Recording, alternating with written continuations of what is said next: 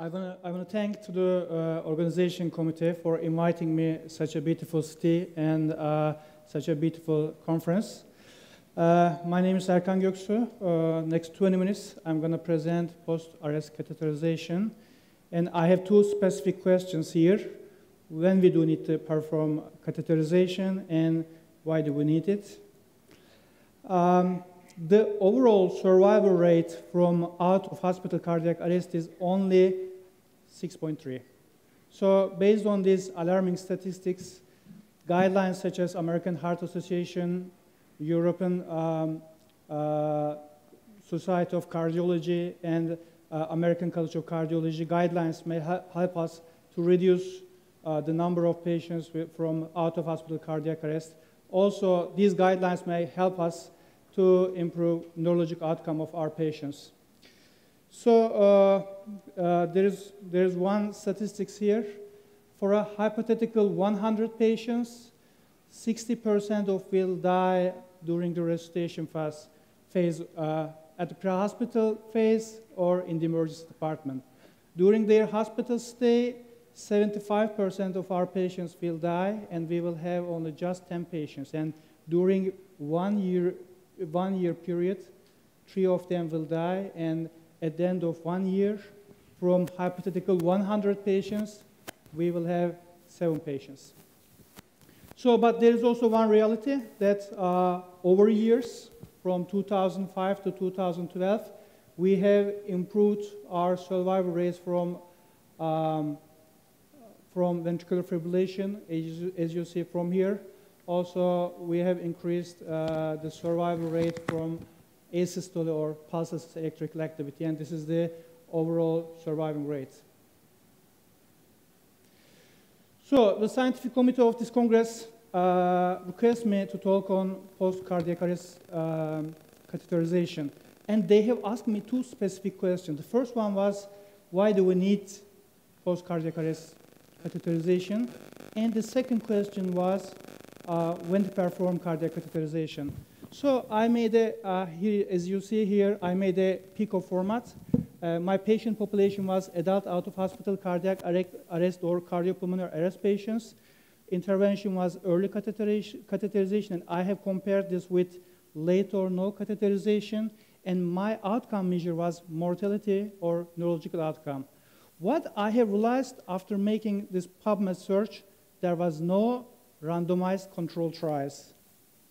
So now I will share the evidence behind this topic. So there is one retrospective study about post-cardiac arrest registry. We have here patients with ST elevation myocardial infarction and no ST elevation myocardial infarction. They have compared two groups, immediate coronary intervention group and delayed. What they mean about delayed here is performing cardiac catheterization after full neurological recovery of patient. What they have found in this study is 80% of patients with ST elevation myocardial infarction had culprit vessel. What I mean by culprit vessel is the vessel causing this arrest. So what they have found is 33% of patients without ST elevation myocardial infarction had culprit vessel detected. If you look at the localization of culprit vessels for patients with ST elevation myocardial infarction, it is 32% of the time it was right coronary artery. And if you look at it is 50% of the time it was LAD, and 13% of the time it was circumflex artery. And for patients with non-ST elevation myocardial infarction, it was right coronary artery for the 24% of the time, 30% of the time it was LAD, and 27% of the time it was circumflex artery. And these statistics are not different from patients who didn't experience cardiac arrest. And this is one of the results of this study, whether patients have ST elevation or no ST elevation, survival to discharge and good neurological outcome was better in the catheterization group. There's one more study here. This is a secondary analysis of a multicenter trial. It includes nearly 4,000 patients who had pulses more than 60 minutes. What they have found in the study is nearly 30% of this patient population had coronary angiography and 18% of this patient population had percutaneous coronary intervention. You will see statistics similar to this. 75% of patients with ST elevation myocardial infarction, but only 15% of the patients without ST elevation had coronary angiography. What they have found in this study is early coronary angiography and reperfusion strategy was associated with increased odds of survival and Modifier-Rankin score. Modifier-Rankin score is a score for neurologic outcome, and as you see, if we perform coronary angiography to our patients and percutaneous coronary intervention, then we have a chance to improve survival rate and neurologic outcome of our patients. One more study. Till now, what I'm saying is, if we perform cardiac catheterization to our patient population, then we have a chance to improve survival and improve neurologic outcome of our patients. These are short-term prognosis. If you look at the long-term prognosis of our patient, here we have 1,000 patients, adult patients with non-traumatic out-of-hospital cardiac arrest, percutaneous coronary intervention, and or therapeutic hypothermia was compared with no PCI and no therapeutic hypothermia. The outcome measure here was long-term prognosis of the patients. 70% of the patients were discharged from hospital. The length of hospital stay was about 8 days. This is good. This is CPC is cerebral performance category. If your patient's cerebral performance category is 1 or 2, this means that your patient has good neurological outcome. It was 85%. 71% of the patient population had ST elevation myocardial infarction, and 30% of the patient population had non-ST elevation myocardial infarction. And coronary intervention was performed within 6 hours. Here you see the Kaplan-Meier statistics analysis here. Over 5-year period, if your patient had percutaneous coronary intervention, the survival rate is better.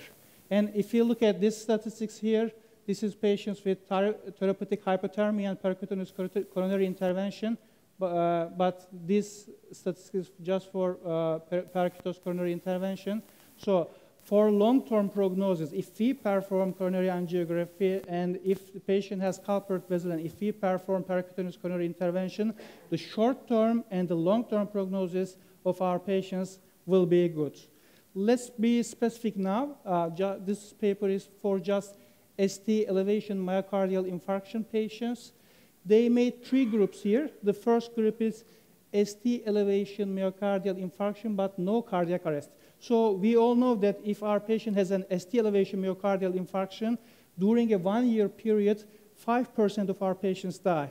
And this was the first group. The second group is ST elevation myocardial infarction, out-of-hospital cardiac arrest, but this patient had advanced cardiac life support intervention within 6 minutes and after 6 minutes. If you look at this Kaplan-Meier statistics again, during a 1-year period, if our patients have ST elevation myocardial infarction and out-of-hospital cardiac arrest, and if we start ACLS within 6 minutes, then the survival rate is really very high. And if you look at the CPC score, nearly 60% of our patients will have good neurological outcome. Now, this is 2015 American Heart Association guideline, and what it says here is coronary angiography should be performed emergently for out-of-hospital cardiac arrest patient, suspected cardiac etiology of arrest and ST elevation on electrocardiography. This is a class 1 recommendation. It's a strong recommendation, but if we look at the evidence behind it, it is supported with non-randomized trials. So actually the problem is around what I understand is, if our patient has ST elevation myocardial infarction, there is no doubt cardiologists take our patients to cardiac lab. But if our patient has no ST elevation myocardial infarction, then we have a problem. Here I have a review. In this review, they performed emergent catheterization to 92% of their patients. It is not, again, 100%, but if you look at for patients non-ST elevation myocardial infarction, it is worse. It is 41%. You see the culprit vessel, and you see the percentage of percutaneous coronary intervention. So what I can say is emergent catheterization of patient with ST elevation or non-ST elevation myocardial infarction had higher odds of survival. But cardiac arrest patients with no ST elevation myocardial infarction on ECG have 30% lower odds of survival than compared to ST elevation myocardial infarction patients. So what I am saying is not this one. All post-cardiac arrest patients without ST elevation should be taken to emergent cardiac catheterization. But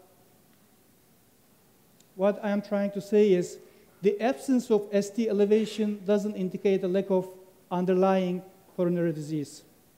So these are, again, two recommendations from American Heart Association guideline.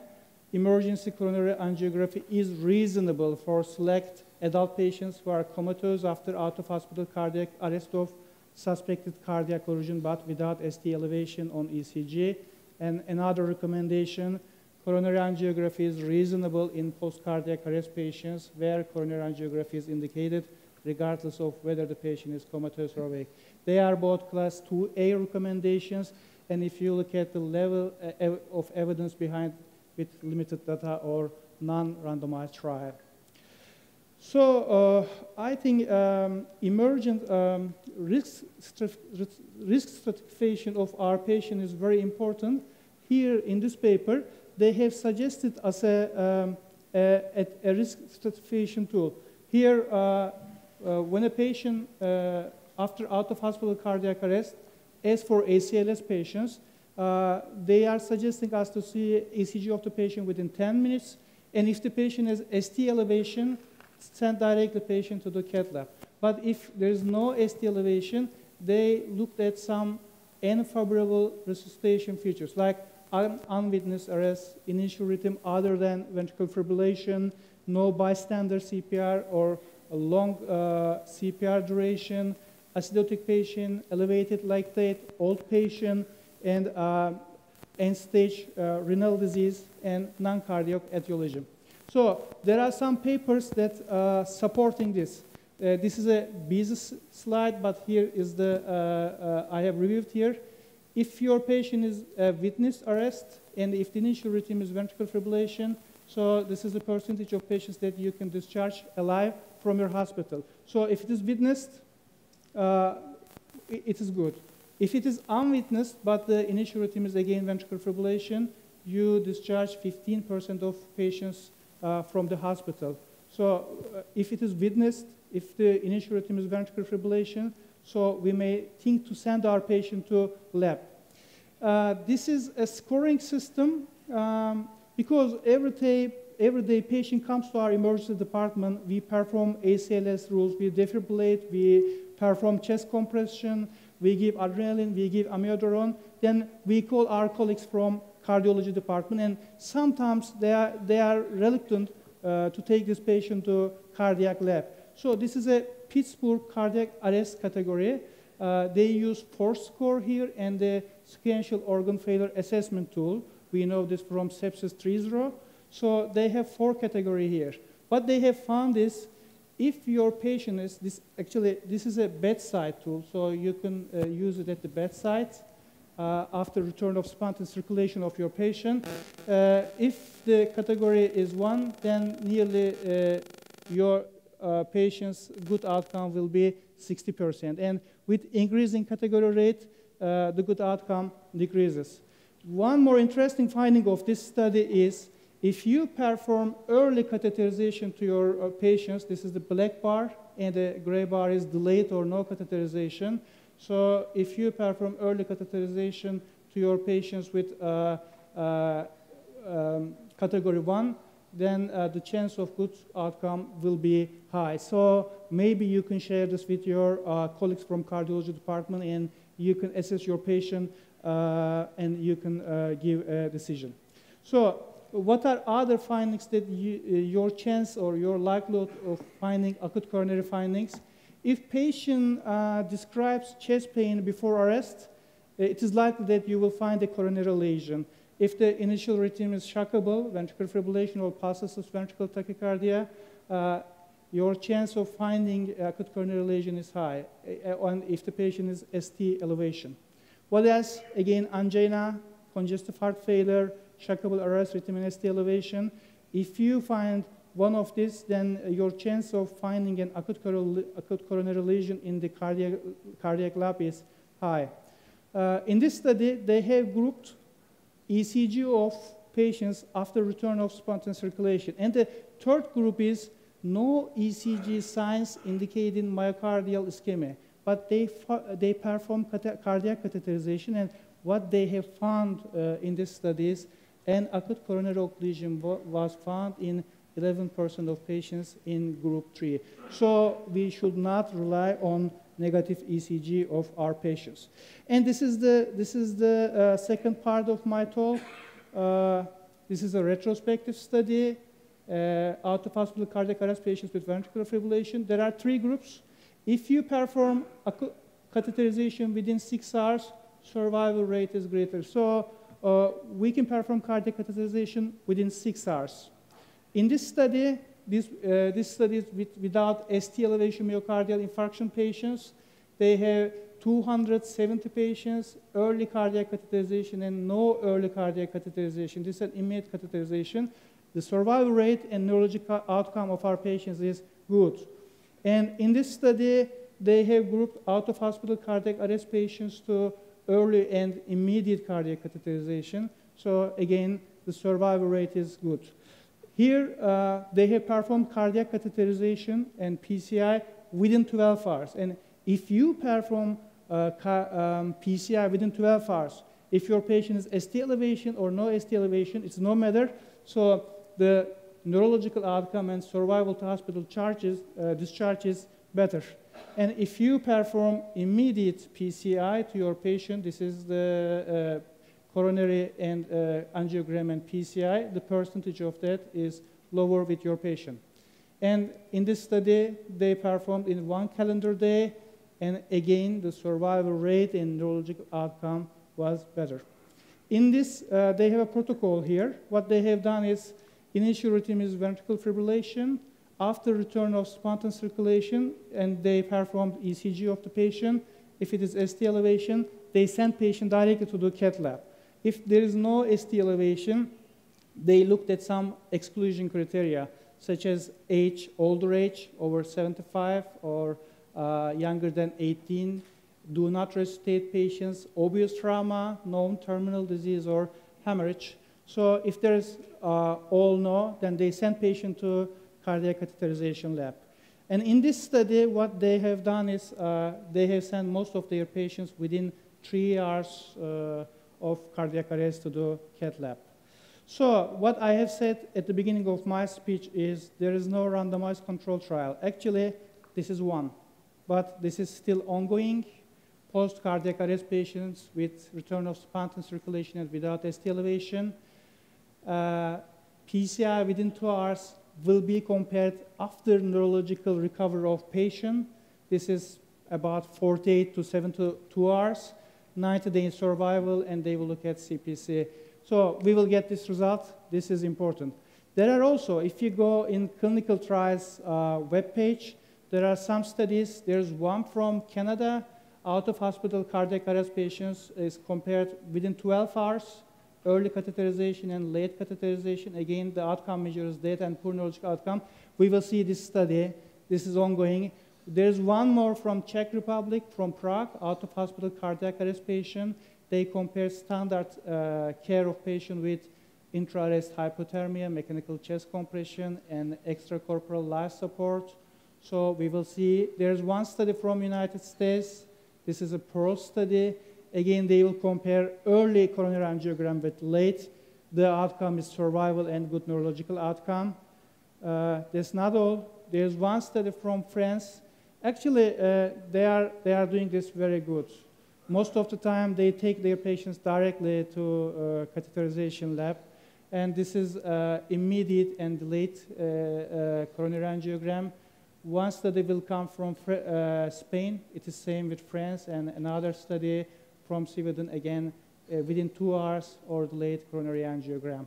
So this is my last slide. What I can say to you is What I have found while searching literature is available evidence suggests catheterization, no matter the patient has ST elevation or no ST elevation. And what I found also is up to 12 hours for non-ST elevation myocardial infarction may be appropriate. But the important thing is, I think, we need institutional protocols before getting the results of these randomized control trials. Maybe post-cardiac arrest team, including emergency physician, cardiologist, neurologist, and intensive care, may give decision on an individual basis. Thank you.